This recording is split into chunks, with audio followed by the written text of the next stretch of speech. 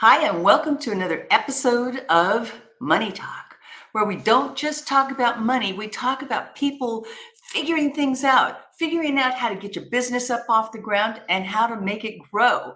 Well, today's no exception, and I've got some really, really fun stuff to talk about. So stay with me. I have two things that I want to ask you to do. If you like what you hear, subscribe to it, share it with other people. And stay tuned because we'll be right back. Linda gave me the courage, the confidence to move forward. And after I was finished with Linda K's training, I was at the next level. It's Linda K. But when you trust that piece of you that says, I got something to give, I have something to say, you know you've got something to do. Get on your feet, shake your hands in the air. Welcome to the stage, Linda K.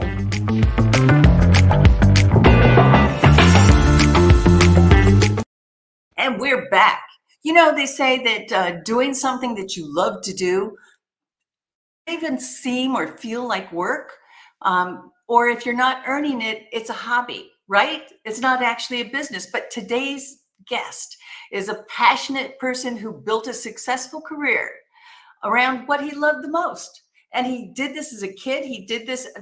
We're going to get a chance to find out exactly how he did this, what tools he used, the methods that he used. But gosh, doesn't it seem like it's a lot of fun to do something that you love to do? Seems like it should be fun and not work. And it turns into a business, into a multi-million-dollar business. I know that he's going to share his enthusiasm and his love for his profession. So I'd like to welcome to the stage, Eric Cogorno. And let's bring you in. Oops, let's try this again. Add you to the stage. Here you go. Hey, Eric. Thanks, Linda. I dig that intro. That was very cool before. And thanks for having me on. And I look forward to having a good chat here today. Well, we're going to chat about a couple of things. But the first thing that I want to ask you about is, were you always into golf? Did you play golf as a kid? Was your dad a golfer? Who influenced you the most in your game?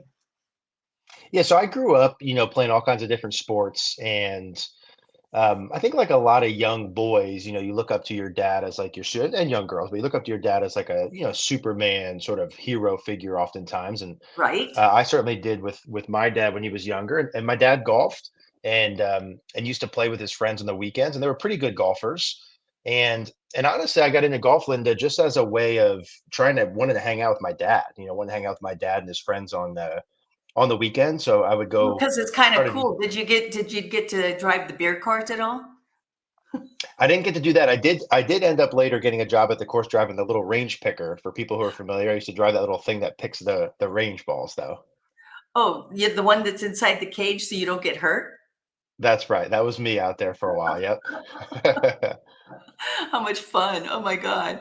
Okay, so you go because you want to hang out, but then your dad probably notices something, or maybe others are saying, hey, that kid's pretty good.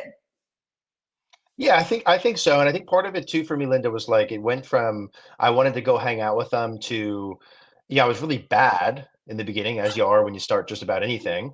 Anything, right? And yeah, it was just like I was not good at it. And because I had played other sports and had some success, I just had the expectation, didn't know any better as a young kid. We're talking maybe 13, 12, 13 at this point. Okay. I didn't know I wasn't supposed to be good right away. Like I just thought, hey, I'm supposed to pick this up and I'm just this is gonna be easy to be good. And I had a difficult lesson learned there. And so it really turned into like, hey, I just want to go hang out with these guys to, man, I really don't like not being good at this. I'm going to try and practice and be able to compete and get better with them. And it wasn't on purpose, but it just turned into such an obsession then from kind of age 12 up until that 15, 16 range. Well, not only that, but you do something a little bit more extraordinary at this age. You become somebody that is referred to as a scratch golfer. Now, explain to our audience, if they don't know what the term is, what is a scratch golfer? Yeah, those not familiar with golf, basically when you go play, you get what's called a handicap. So this is like to make it fair so different people at different levels can play matches against each other. So a scratch handicap is essentially someone who can go shoot par for the course. This would be like, not quite a professional level, but like maybe just a tier underneath that, sort of as good as you can get before you be turning professional. That is pretty cool. Okay, so now you're a scratch golfer. Are you betting? Are you gambling on out on the games? Yeah, I was still had Putting my up amateur wagers? status there, so yeah, right. But certainly I was playing competitive golf. I started to like get I really loved playing baseball and basketball and football growing up and having that competitive outlet. And so golf went from just a hobby hangout into, hey, I want to get competitive and start to compete at this. And in that 15, 16 range until I was up until like 18 in college, lots of competitive golf became sort of that next level for me. So you get out of high school and you go, I got to get a job. I got to do something. But what makes the most sense is to go back and do what you love to do. So how do you get into Mm. this? Yeah, I had an interesting timing story with my story, Linda. So I was my freshman year of college was 2007 into 2008. And so I went to a little school called Lehigh. It's near where I'm from in Bethlehem, Pennsylvania. It's like a Patriot League, kind of like Ivy League up here, then kind of like Patriot League underneath here. Okay. So it's a pretty good academic school. And a lot of the kids that I went to school there with would study finance. They'd get MBAs. They'd go work in New York City and do some kind of finance route. So a lot of the kids that were recruiting me when I first went were getting MBAs at Lehigh and getting these six-figure finance jobs out of school. And so I thought, this is good. I'll go play golf. I'm going to get my school paid for. I'll probably go this finance route and work in the city. These guys are making six figures out of school. Wow. Now, at the end of that year, 2008 happened. And it was a really interesting time because these same kids who were recruiting me, getting these six-figure offers, literally couldn't find a job. Nope. And this was in my like second year of school. And so, I didn't grow up with any money. I had close to $0 to my name up until I was about 27, 28 years old. So I had no money. And seeing all these kids not being able to get jobs, I needed something just to like pay bills. And Right. so me getting into coaching happened on accident. I used to pick the range like I was telling you, and I'll never forget what happened. There was a day in August, similar to where we are right now. It was a hot day. It was just before my like second year of school, and I'm picking balls in the range. And the range that I'm at's real bumpy. It's hot out. It's bumpy. It's like not an enjoyable, fun thing. People hitting golf balls at me. And at this point, Linda, I'm probably making like I think maybe $7 an hour. Really It was minimum depressing. wage. Oh my Yeah, God. well, it was not the best environment. So No. I'm out there picking balls, making $7 an hour, and I'll never forget. I pulled my range card into the side of the range, and there was a guy there who has now become my good friend named Paul Viola, and he was giving a golf lesson. And I had been kind of watching him give the lesson. It's under the shaded area. Him and this guy are joking it up. This guy maybe hit like 10 balls. It seemed very easy, right? Right. And I pulled the card in, and he made an offhand comment that he had just made $50 giving this golf lesson. And not like braggadocious. He just like happened to make a comment that he had made Right. the money. And I never forget, I'm loading these balls out of this cart and I'm doing the math in my head and I'm thinking, I'm You're making going, $7 an hour. wait a I gotta, minute. what the heck's going on here? I gotta do 8 hours of this to make the same money he just made in 30 minutes. There you And so go. that's Simple how I math. kind of started. Yeah, exactly. That's how it started Simple, to go simple into math. how do I get a job doing this, right? I would say the passion in golf was there, Linda, Right. but I didn't have like a passion to coach. The passion to coach got built certainly, right? But Well, the like, how do I? listen, now just because you have the passion to do something doesn't mean that you won't develop that passion to teach somebody else to do it. And it seems counterintuitive, right? Because you're thinking, why would I do this? Because I love it so much. But that game, when you understand the simple business of this, and you did it so beautifully, right? Just a few minutes ago, when you said, I did this math in my head and said, I got to work 8 hours to get the same thing that this guy gets. I can learn to love this, right? Mm, totally. You don't just take this lightly, though. You got so good at this that you're featured in the Forbes as Golf Digest Best in State Teacher. How did that happen? Well, it certainly Yeah. wasn't by mistake. Yeah. So the theme that I had, Linda, that I mentioned where I started golfing, wasn't good at it, got obsessed, got good at it. That is a theme that has played itself over and over in my life a lot. And Yep. so like when I coach golf, again, I was not very good in the beginning, right? I was like, as you aren't. I think in the beginning of coaching, oftentimes, at least for me, just as an ego thing, or like I sort of give too much information. You try and prove that like you're able to coach the person. You give them a million things to do at one time, and they end up getting Right. nothing. Right. No, And and it's not just in golf. I think in general that you tend to want to give too much because you do want to show off, or at least, demonstrate that you have a skill set that you've mastered. But go on. Exactly. And it's interesting. I'd be interested in your take, Linda, too. I think as time has gone on, I've learned from myself and other coaches that almost the best coaches, the opposite's true. It's like they do the least amount of input to get the maximum output, for the student in front of them. It doesn't make sense when you first look at it, but you're so right. I look at some of the best coaches I've ever had, and they didn't give a bunch. There was like, it's simple tweak, right? You're going to improve if you do this one thing. We tend to want to get like 50 or 60 things that we need to do, and I think that can be a big source of delay in somebody starting their business as well. You didn't let that stand in your way. You took your business from $80,000 a year to over $1 million. And that didn't happen by accident. Like you just said, that theme that's playing out for you, you're not real good at it, then you master it, and then you make money at it. Take me on that journey. How did you get there? Yeah, yeah. There's a couple layers to it, right? There's that, like, started coaching, wasn't good at it. And so I spent, my first decade really focused on trying to get great at my craft. Like, how do Okay. I get great at coaching golf?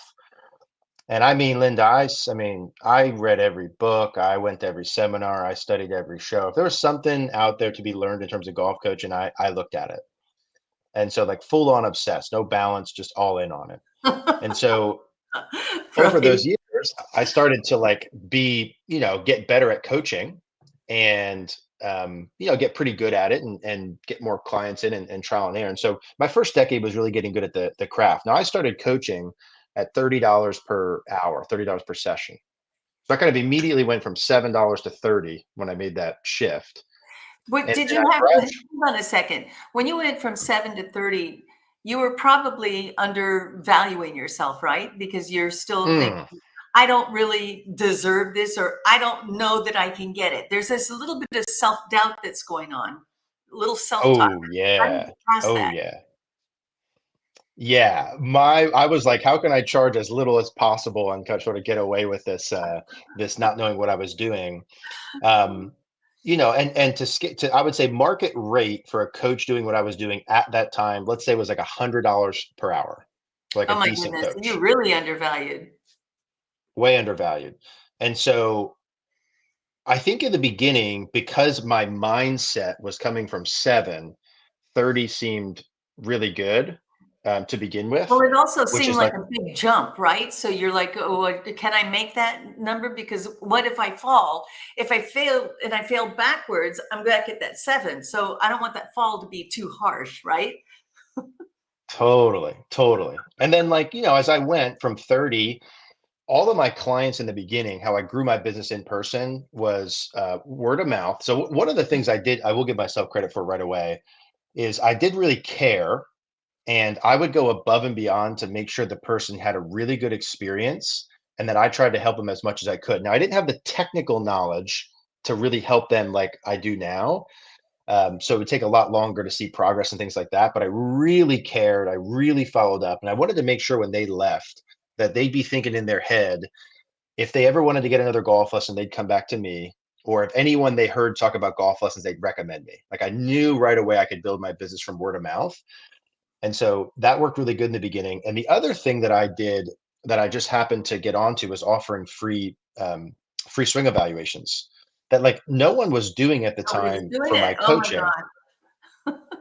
Yeah, and I'm like, I want to fill my book. I need more clients. I just want to get in front of people. And so Right. pretty early on, I started to do these free lesson Saturdays. I get 5 people to come in for free. I'd usually be able to convert 2 out of 5 roughly into Pretty some sort good. of Yep. paid. Yeah, it was pretty good. And so into some sort of paid coaching that I would upsell them into. And then, the next Saturday I do another 5, get 2, another 5, 2, and was able to fill my book pretty quickly by being willing to give up my time and offer my services for free just to get people in the door. Right. And so if we fast forward, that's like a long answer to your question, but if we fast forward from there into, I kind of build my coaching business to the point where I felt kind of maxed out at that 80 grand a year. which was like, I'm working, I'm and by the way, the 80 grand a year at that time, I was spending maybe 40. So I was like, I lived cheap. I didn't really need much more money at that point, But but I at was some probably point, hold 20. on. At some Yeah. point, you decide at this 80,000, I've maxed out the number of hours that I've got available, and I'm trading Mm. time for money. So now you're going to make a shift. Tell me about that shift. Tell me what goes on for you.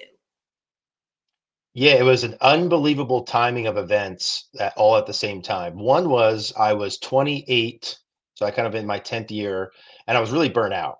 Like I just had that internal dialogue you just mentioned. I can't keep doing this one-on-one forever. Like I was like, when I'm 67 years old, like I can't possibly keep doing this. So that was one thing. I felt burnt out. Number two, my friend happened to send me a video. I'll never forget. I was on my way, like going out. I was like in the bathroom doing my hair, getting ready to go out. And he sent me this little video, and it was of Tony Robbins. It was like a YouTube video.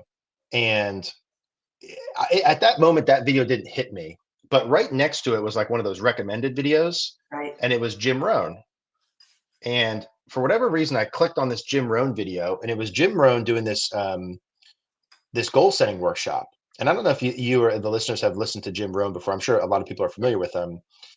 He just like every word he said just like hit me like right in my core. And just everything he said made so much sense. And I was just ready to hear it. And it just really hit me. And that next weekend, so that like the next day, I went through and did his full goal setting workshop, which I'd never done before. In my 28 years of life, I went to school, I did all these things. I never did like this goal setting workshop, which was basically like, I'm going to take this legal pad, right? For those that can see Right. on here. And I sit down and think about what I would want my dream life to look like in 5, 10, 20, whatever years. And I write all those things down, right? And get really clear on it. And so I saw that video. I did that. I happened to be burnt out, at this time. I also then happened to start watching guys like Gary Vaynerchuk and Grant Cardone at this very same time who are There you talking go. about building online revenue. Yep. So like all these things are mixing in like literally in the same like month. And then on the end of that same month, I met my now business partner, Mary Langle, who had a PR background. She came in for a golf lesson. And I used to have these group lessons for these kids, Linda. We'd have like 20 or 30 kids. Music was going. These kids were funny. It was like a fun environment. Right. And she's Right. like, hey, I think you have like a TV show here you should do. And I said, you know what? That's so funny you said that. I don't know about the TV thing, but I'm really interested in starting a YouTube channel. And so those four things all meshed into let's start this YouTube That's channel. how That it was works. 2016. Oh Yep. my God. That is phenomenal. Keep going though. I think that the story here is that when we are set with a specific thing that we're going to go move forward with, having this freedom formula in your mind, don't know how I'm Mm, going to get there. It's the what, not the how, right? Because when we mm. start getting into our head about the how, we go, oh, well, I can't do that, or I have to have this, and I need to have that before that all happens. You had already decided the what. And when you do that, it's like doors open for you, don't they? Oh my gosh, I could talk about that very subject for hours with you. Um, yes, and when we decided to do the YouTube channel, same thing. We stunk, in the beginning, like you do. Our Yep. videos were no good. I was no good on camera, and it really took us almost 2 years of posting to kind of figure out our flow and the format and the content and all that stuff. Now, keep Right. in mind, after I did this goal setting workshop thing, I had kept doing that. Because the first time you did it, I wasn't totally clear on everything. It's a practice that needs to be continued Right. It's on. a practice. Totally. Yeah, it's a practice, and so I had continued to do that over this period of time, and part of the thing I struggled with, Linda, that you mentioned was in the beginning, I kept setting up this dreamlike vision based on my current existence and me trying to think of the logistics that were reasonable for me at the time. And that held me Mm, back for months. And yep. for whatever reason, one day I watched this same goal setting workshop. Like I watched this same Jim Rohn video to this day, multiple times per week, like for 8 years. It's just, there's endless stuff in there. So just one day, Linda, the same video, I just happened to hear what he said. That's the only way I can explain it. I just took whatever. And I finally made this list, not based on my current circumstances, not based on logistics, not based on what I think was realistic. and just like, if I could create a dream life in a 10 years, what would it look like? And I wrote all those things down. And then I went next to all of them and I wrote, figured out how much they cost. This is a while ago. Things were less expensive at this point. So I'm kind of writing down how much things cost. And the quick math on it was about 20 grand a month was the money that I needed to pay for this dream lifestyle, which I took as glass half full because I was like, man, everything I want only costs 20 grand a month, not like a million a Right. month. And wait a minute, hold that thought right there. You just gave the magic formula. It's like all the listeners listening right now, I want you to understand the beauty and the absolute genius of what you just said. You talked about your freedom formula. I call it a freedom formula, but we all look at our goals and we look, oh, this is where I want to be. And then we start with this limiting belief in our mind that, oh, I can't have that because I don't make that. And we compare it to what we are used to instead of where we want to go. But you just said another piece of that formula, which was this time when you sat down to do the goals over and over and over again, you don't just set it and forget it. You do this and you go back and you look at your goals. But now you look at this differently and you go, I'm going to put a price on it. How much would it cost me to have that kind of a lifestyle? How much would it cost me? And so putting a number on that, and even though you don't know, you don't know the how to get that, you're already thinking about, that doesn't seem that expensive. It doesn't look like it's that impossible. And pretty soon you're now hitting that number. You're hitting those goals, and you're going to keep resetting and setting more goals and more unrealistic, crazy goals, because this is what your idea of freedom is. I just love this. It's golden. You just gave the golden standard for how to create that dream life and the freedom formula. Thank you. Yeah, I like freedom formula. I like that a lot. This is probably the topic I'm most passionate about amongst everything. And it's one of the concepts, Linda, that took me a while to understand was when I'm thinking about my life 10 years in the future, I need to consider a better version of me who will be capable of greater things then, not of where my current skill sets and capabilities and life and connections are. And that was a big one too for me to consider, like, hey, 10 years from now, dude, I'm going to be a totally different person, capable of way more things that I can't even imagine, at this point. And so honestly, to your point, Linda, everything I wrote down and thought about there, because there Jim says, hey, everyone's goal should be to be able to live your dream life with financial freedom, which should be defined by, the money you have invested every month pays your cost of living. So I did some quick math. I said 20 grand a month is 240,000 a year. I need that in cash after taxes. I looked up what a realistic investment amount was, which I saw, hey, 6% would be kind of a nice conservative thing, which means I needed $4 million invested, right? That was my number. And then that 4 million, Linda, I've just reverse engineered into everything we've done. I said, I need 4 million. I gave myself 10 years to do it. I figured it'd take me 3 to build it, keeping in mind I was making 80 grand a year. And the math is I needed to make 1.2 million a year for those 7 to 8 years to be able to save that amount. Now, when I was making 80 grand, in my mind, going from 80 to 1.2 million might as well have been a billion. Like it was just, Right. It just seems an impossible. astronomical number. seemed wild, but it was the first time in my life that I had ever even considered that it was a possibility. After I had went through that workshop, after I had done the math, I was making 80 grand a year because that's all I knew. I didn't even realize, it just never went through my mind to even think about the 1.2. And then all of a sudden, once I wrote that down, and I kept writing it down, and I've been visualizing this for the past 8 years for 10, 15 minutes every day. I think about me in that future position. I feel the emotions of it, that right? future Eric, where am I going to be? What's life going to look like? So you're using a combination of not only just the programming, but you're actually visualizing what that's going to look like, aren't you? Every day. And it's been an unbelievable thing that everything I've written down or imagined has or is coming to fruition. But it's a again, to your point, it's a practice, right? Yeah. It's like I spend time every day on it. And I really, one of the things I've learned over time is like, man, I really attach my emotions to it. Like I I really feel when I wake up on that beach house, like with that wind on me, I really feel what it's like to be doing the things that I'm doing. And then we just reverse engineered our whole business around that. Like if I'm making 80 grand a year coaching one-on-one in person, I can't possibly get to 1.2 million. But then I said, does anyone make 1.2 million? Like, is this possible? Yeah. Answer was yes. Is there anyone who does in what I do in my industry who makes 1.2 million? The answer was yes. What do they do, to make that versus what I do? Right. And I noticed like there was a couple people, and I was like, okay, they have membership sites, monthly recurring revenue, and they did events like golf schools. And so we right there shifted our model to, okay, we need to do this monthly recurring revenue. What's kind of, yeah, I would do it a little different now, but I was like, the market that I thought I could get was about $50 a month. So I said, okay, I need to get 2,000 people paying $50 a month for the 100 grand a month. We'll do a golf school a month, coaching, blah, blah, blah. There's my revenue. And so a lot of what we did and built That's on YouTube literally was reverse just, engineering this whole idea. How do I take what I understand? How do I take what I know? How do I apply it? And how can I get more people?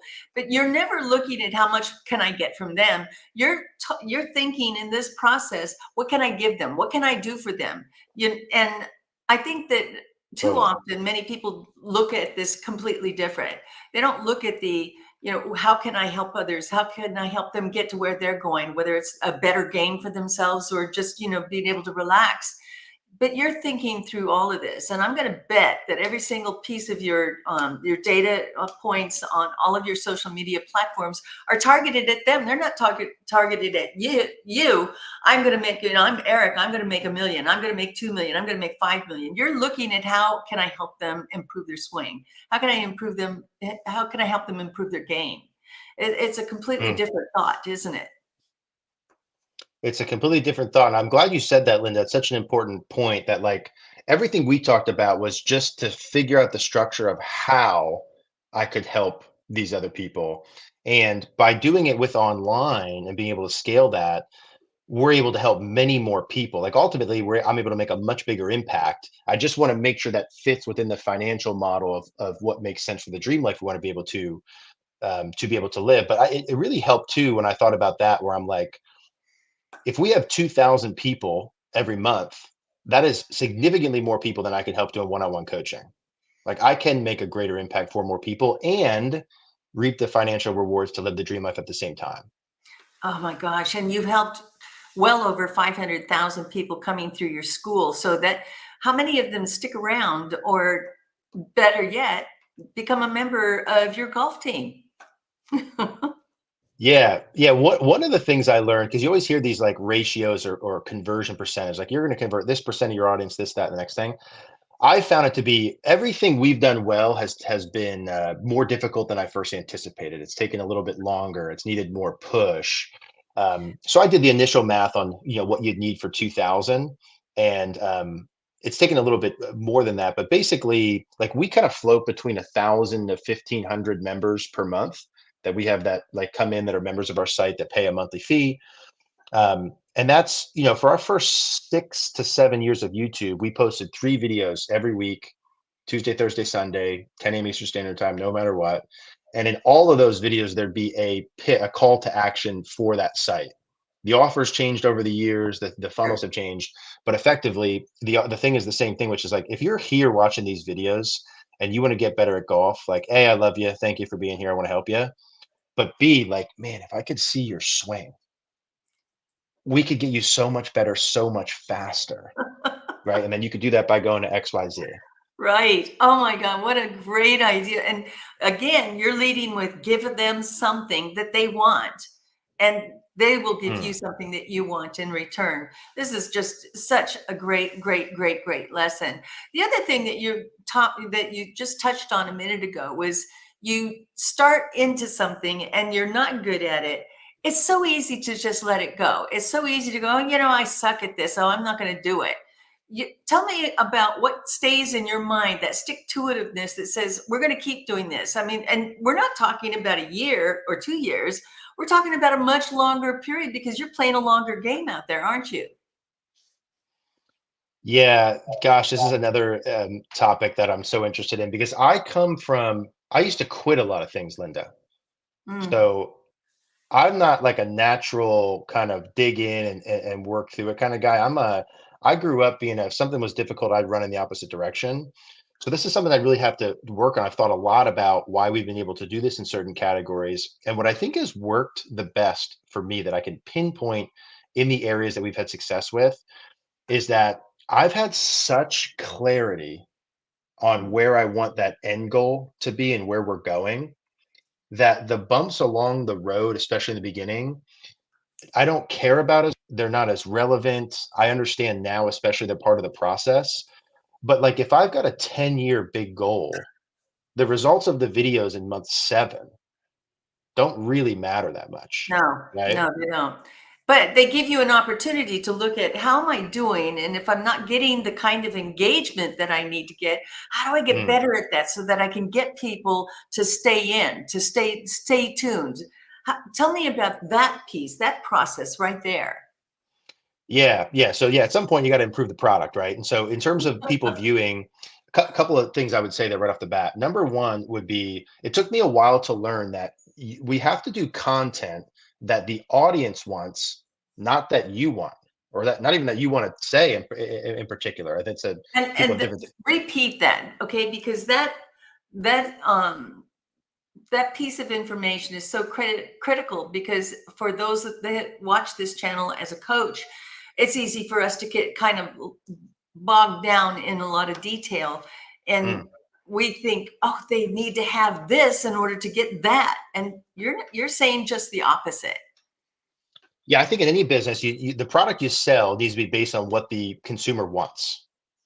Like hard stop, period, end of conversation. It took a while for me to understand that that's the content we need to do, which isn't necessarily what I want to talk about every day or the content that I think they need.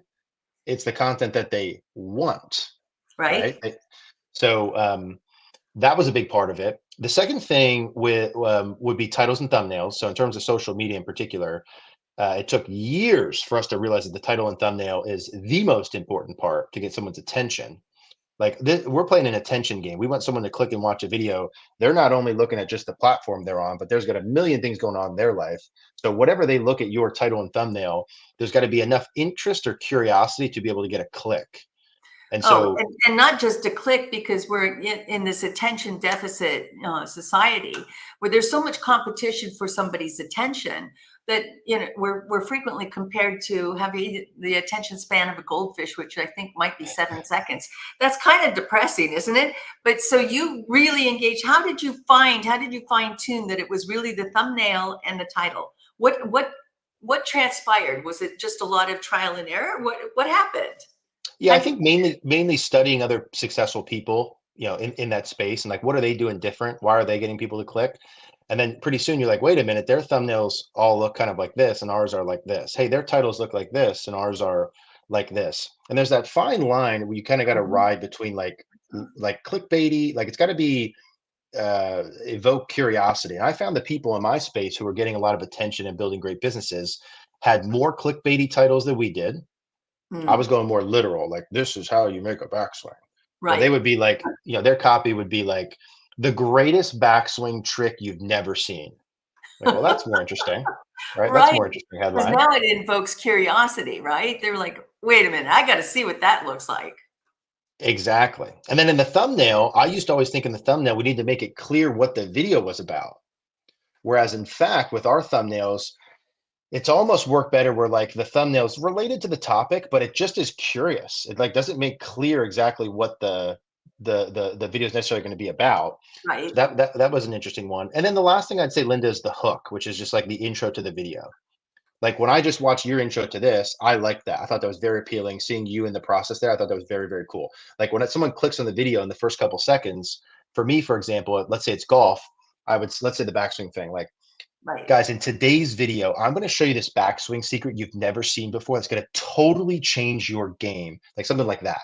That's how Right. I'd like start a video to get their intrigue versus like, hey guys, it's Eric, and today we're talking backswing, and I got a drill. Like the energy that you put and the offer you make So and tell me you're going to true. talk Oh my about. God. And your energy has to be up here. It's not here where you're having a normal conversation. You got to get them so excited that they can't wait to see that backswing, that curiosity that makes them click has to be that same curiosity that makes them stick, right? Mm, I like that one. Make them click, make them stick. I think those four are good ones, which is give them what they want, not what you want. Titles, thumbnails, and then like the intro hook. Those would be four biggies to get more people to watch. And model success, like not copy, not copy, but model success of people in your space who are getting the attention that you want. What are their videos? What I used to do is I'd watch all the people in my space who are getting traction and I'd read Mhm. every comment. There's gold in the comments, right? Like not only model their video, how long is the video? What are the topics? How do they start it? What do they do in the middle? How do they close it? And then what are people saying? Like I used to get a lot of gold in like the comments of, hey, I really love this. Hey, John, I really love this. Oh, I didn't like this. Oh, I've got additional questions on this. And I would make videos as if I were talking to those people who were leaving comments, which we are. Totally. And that is the engagement that you're looking for. Because when they're silent, you're like, is it crickets? Is it me? Is it, there's all this self-doubt, self-talk that we go through trying to figure out, did I nail it, or did I miss it entirely? So, Hmm. but every social media platform requires a different tactic. And so your preference is obviously YouTube and your YouTube channel, but, um, you know, are you using the same practical advice on, say, creating reels or on TikTok so that you get that same kind of engagement and get a different audience? Yeah, definitely. And if anything, on those other platforms, it's like it's even more exaggerated. Of the shorter the video, the more attention grab there needs to be immediately. Like our YouTube videos are 10 to 15 minutes. So the audience that's there is like usually ready to sit down and watch for 10 to 15 minutes. Right. Someone on Instagram and TikTok is scrolling. They're scrolling. So they want to watch something for as little as humanly possible. And so that initial thing they see, the cover of the video, whatever your thing is, and the attention grab needs to be really good and really quick.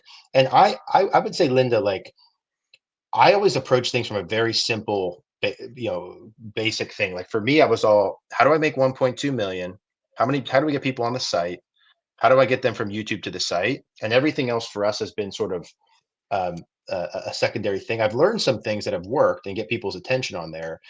We have a decent Instagram, we have a decent TikTok, and we're fortunate now that we have such a content machine that we can take clips from these other things and really and put them out where it doesn't take as much time. But I used to create, real time Instagrams per week. Same thing. I'd look at people in the space, model success, add my own There little you flair go. to it. Yep. Yeah, same sort of process. Your own personal process, and your personality to it as well. Because once you get a real idea that, hey, it worked on this channel, you're going to adapt it and use that same personality, but you're going to go to a different platform. And Mm. not everything that we do is going to convert, is it? Oh yeah, no, and it's a couple of quick things on that. One, I would say like an old 80/20 rule has worked really good for us in that like when things work, we'll spend 80% of time keep doing the things that are working, and then we'll spend like We're having 20% of time. technical difficulties. He's going to be right back. There you are. Oops, sorry. Okay. We lost you for a second You see there. me okay? Um, yep, we got you. Uh, We got you. okay, so like the 80/20 of we would spend about 80% of our time, like when we find something that works, spend like 80% of the time keep pushing that. And then we would spend about 20% of the time testing new things and trying new things. Um, that has been a pretty successful recipe. And then in terms of things working or not, I used to be so emotionally attached to every post we do, like just so Oh emotional God. with it. Yes. And now I've learned it's more like, hey, I you can you relate. just got to keep firing. You just got to keep firing, Yep. keep testing, keep trying to improve a little bit. Yeah, and what worked last month is not necessarily going to work this month. So you have to just keep at it and keep trying things, keep doing things differently. Hmm. Give us an idea of what that channel. Tell us how to find you on YouTube. Tell us how to find you. I think Karen's been dropping it on here. I can Yeah, see. that's Oh, cool. there we go. Thank you, Karen. Yeah, on YouTube. So finding Eric, if you want to improve your swing, if you want to improve that thing, or just read an incredibly inspiring story. Please come watch this video again. Please just reach out to Eric and go improve that swing. Eric, I can't believe our time is up, but I really want to ask you just two more things before we get away. What would you say to the younger Eric? Now that you know and you have the success behind you, what would you say to the younger Eric? Spend time creating your dream life vision sooner. That would be my number one advice to any person I ever communicate with. And gosh, that solves a lot of things. Like if I would have done that sooner, that would have solved a lot of things. That would be number one. And then I probably would say number two, man, what would I say to my younger self? I would say that you're much more capable of things than you can imagine right now. Hmm.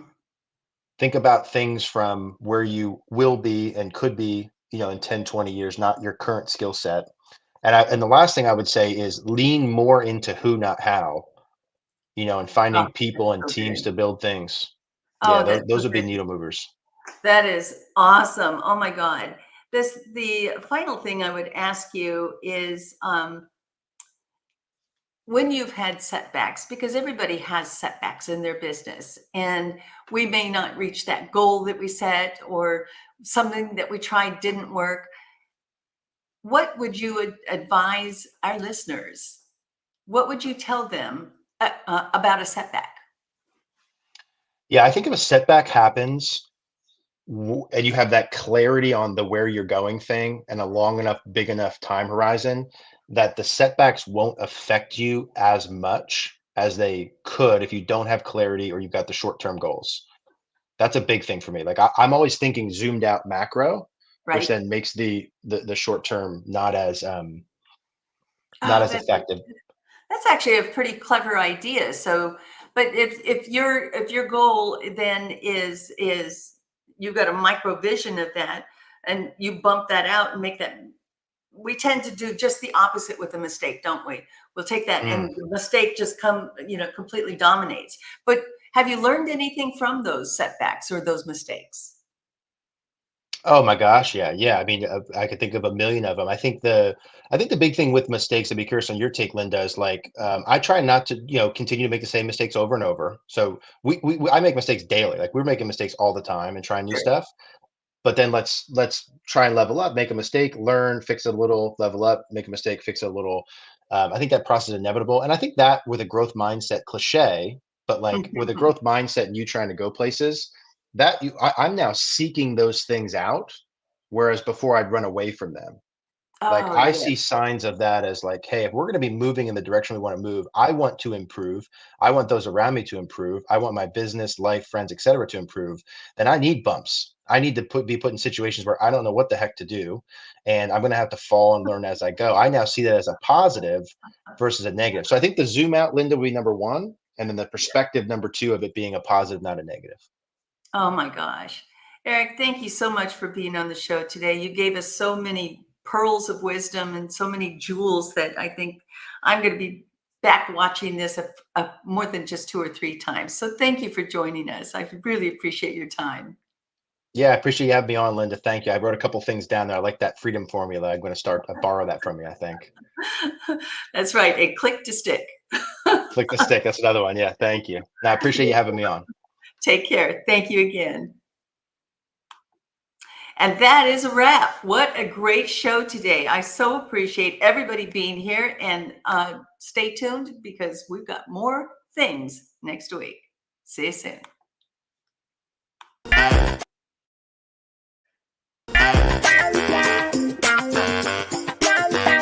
Do you like to talk about money? If you do and you'd like to be a guest, contact me at lindak360.com.